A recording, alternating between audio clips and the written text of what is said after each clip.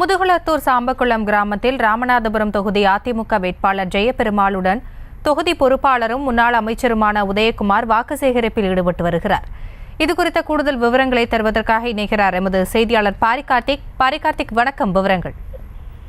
வணக்கம். ராமநாதபுரம் தொகுதி முதுகுளத்தூர் சட்டமன்ற தொகுதிக்கு உட்பட்ட சாம்பவக்குளம் மற்றும் பல்வேறு இடங்களில் இன்றைய தினம் முன்னாள் அமைச்சர் உதயகுமார் அவர்கள் அதிமுக வேட்பாளர் ஆதரவு கேட்டு ஒவ்வொரு வீடாக சென்று நேரடியாக வாக்கு சேகரித்தார். தொடர்ச்சியாக ராமநாதபுரம் முழுக்க அதிமுக வேட்பாளருக்கு வாக்கு கேட்டு பொறுப்பு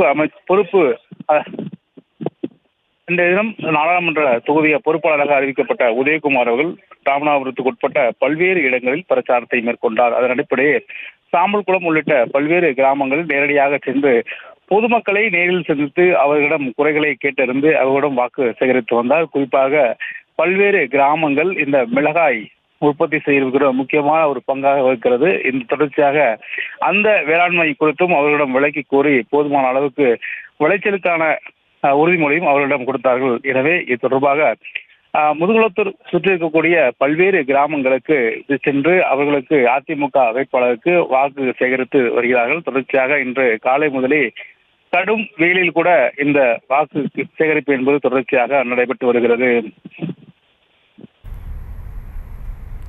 விவரங்களுக்கு நன்றி பாரிகார்த்திக். செய்திகளை உடனுக்குடனும் துல்லியமாகவும் தெரிந்து கொள்ள சப்ஸ்கிரைப் பண்ணுங்க.